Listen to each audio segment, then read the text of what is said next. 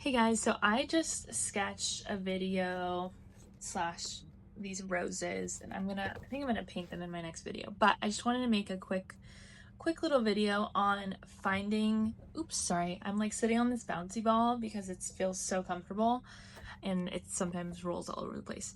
But I wanted to make a video on finding your style because I feel like that is something that's so hard, and I want to just give like my tips and advice for doing that. So my first advice is find out what you like and what you're attracted to. I first did this because I saw another YouTuber do this, and it was really helpful because once I started like collecting and pinning things, I had like a Pinterest board and I would do like all my pins.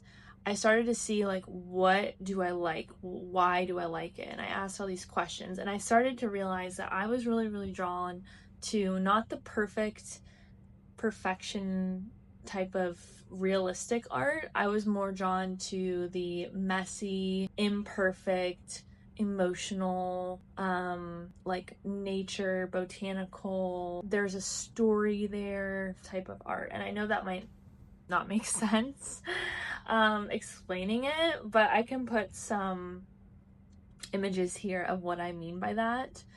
And so yeah, I started asking these questions like, why do I like this and what do I like about it? And then I think I did like a personal brand, like what do I sorry, I'm so tired. What do I like about or not, what do I like? I started doing like a personal brand where I put together kind of, if I were a brand, what would it be? What do I like? What do I, not like? And so it was just like a vision board of me, and I put like coffee shops and books and like church and the Bible and art supplies and nature and family and this and that. So I kind of had this overall like, who am I vibe type of thing. And that kind of was like a good roadmap for me. And then when it came to actually drawing and finding my style with my art, I have some roses here that I just sketched out. A few things that I think you have to know about yourself. Number one is, do you have patience? Because I don't. And I'm not afraid to admit that. Like, I definitely have patience when it comes to people that I love, and I'm gonna be patient and kind and all those things. But I also have ADHD, so I'm the way that my brain works is my brain's wired than every other differently. My brain's different than every other person, but unless you have ADHD, we require more stimulation. We need like a faster reward. And part of that was like, for me, I had to ask myself, what do I like about art and why? And the answer has always been process. And what type of art process do you like? What type of art process are you drawn to more? For me, I was always drawn to like the fast, within an hour. If I can get an art piece done within an hour, I am like over the moon, and if I like it. Which turns out, funny enough, a lot of the things that I liked were kind of more messy, fluid, sketchy looking, not like weird sketchy. I meant like you could see the natural lines of things being sketched out. They were fluid, they had movement to them, and I kind of put the two and two together, like, okay, I'm attracted to this art style that's very fast paced and has movement, and it's very emotional and kind of raw and not perfect, but I need my art process to be at least under an hour. And so that's where I kind of meshed the two. I was like, okay, I'm not an oil painter, and that's okay. You might be, because you have patience and time, but I work a 9 to 5. I'm a designer in my day job, and I also am a mom and I'm a wife, and so my time to do art is like scrunched, like itty bitty, either when everyone's asleep or when I can carve out like 30 minutes during my lunch period or on the weekends, right? So my art process, for it to be sustainable for my life, has to be kind of like quick and dirty, like very fun, very fluid, lots of mistakes, imperfect. And so that was part of it, is like, know yourself. Do you have the patience to sit and stare at little tiny minute details? Just like, I personally don't, and that's okay. That's just being self-aware. And that wouldn't be fun for me. I like sketching things out fast, and I actually went to this art school in high school where we did a bunch of figure drawing, and I was just looking at the time. My art teacher would always say, scribble, shape, form, scribble, shape, form. You scribble it out, then you add shape, and then you put the form in. So it's very important for me to be loose and fluid, and so that's also kind of like, it also kind of relates to the being in a shorter time frame, being faster. So that is, I guess, the other part is like, you have to know yourself. What are your process preferences? Do you like fast, slow? Do you have patience? Do you not? And then once you kind of understand what you like and what your preferred process is like, then what I would do is I would pick something that you would want in your house. You would, like, for me, I was like, you know what? I could draw anything in the world, but would I put architecture paintings in my house? Probably not.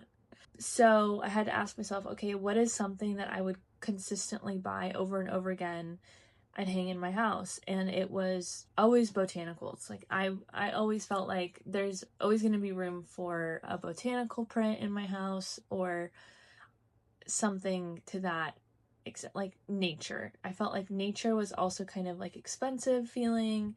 I'm more attracted to like the luxurious art vibe with like abstract elements, and I felt like nature was a really, really good place to kind of park myself as far as picking what to draw. And then I just told myself, I'm only going to sketch flowers and plants. I don't know if this is advice for everyone, but personally for me, when I have a focus on something and then I get better at it, I'm like way more rewarded mentally to keep going.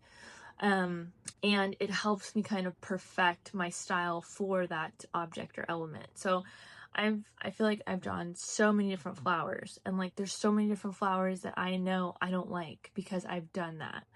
And so it's almost like when you focus on one thing, you can kind of really feel that thing out and discover how to make that one thing your style. And then of course, once you perfect that, you can move on. And I would say don't limit yourself. Like, I still keep a sketching journal where I'll sketch other random things, but if I'm actually like sitting down to sketch and that's my main thing, then I will just do plants or flowers. My last piece of advice is figure out what materials you love and make sure they're reasonable for your life. I think that I, in my perfect world, would just love to be an oil painter or an acrylic person, because to me that is so romantic and it's so beautiful. But that's not realistic for my everyday life. My everyday life is fast paced. Like, it is, I'm doing like 5 things a day at once sometimes, and I rarely have time for myself. And when I do, I just want to sit down and I want to like finish something. My big thing is like, I want to start and finish an art piece within an hour of sitting down. And so my medium of choice is going to be more like a pastel, watercolor and ink type of vibe, and acrylic markers. And I just want to say something about acrylic markers. They are so forgiving. They are one of my favorite, I think, things to add to your art, because you can layer them. And I'll get to that in a second. But the reason why I say pick your favorite medium is because if you have a medium that you really, really like and you want to get good at, but you don't have time and you can't fit it into your daily life, it's just not going to happen. So be realistic with yourself. Also, if you don't have kids, oil paint, super, super easy. You can have your own place, your own corner set up.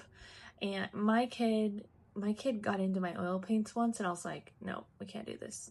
So I just can't have those things out, because my kid's gonna get into them, and it's gonna be messy. you know, so you really have to pick a medium that's going to work for your everyday and that is accessible. But also with the forgiving thing, like acrylic markers are very forgiving. And I think that when you start finding your style, you need to have materials that are forgiving. And what do I mean by forgiving? I mean this.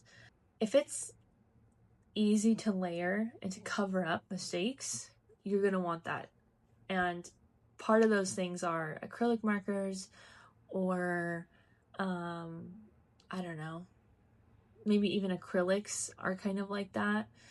But even highlight markers or sometimes even like erasable colored pencils, just things that you can easily fix things with are really good to add to your kind of your starter kit. And then I think the last piece of advice with finding your style is just to keep going and to remember and look back at the things that you liked and ask why do I like that. There was let's see if I can find it. I did this yesterday. I actually have this on my channel. But I love this, and I felt like after I painted this or after I did this, I felt like, okay, this is my style. I love this and I don't really know why, but I think I love it so much because it's super loose and forgiving and fluid. But it looks like a human made it, and I think that's what I also really love, is that it feels really human. So I kind of was looking at this, analyzing why do I like this so much. Sorry, someone's calling me and I don't have time for that call. So anyway, just remember what you like and keep implementing those practices that you did within the art that you like back into your daily sketch. So for example, one thing that I did differently in this piece here, ironically, was because I made a mistake, right?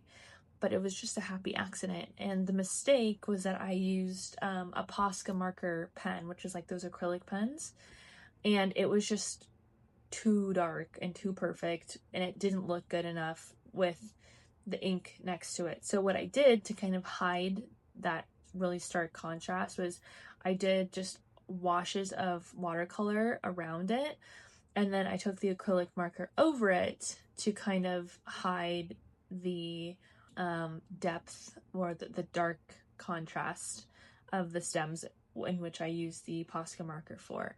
And then I realized, wow, these Posca acrylic markers are like the perfect touch, finishing touch for watercolor inks, watercolor and ink painting. So now I'm going to take what I've learned here and I'm just going to rinse and repeat and do that probably with these roses over here.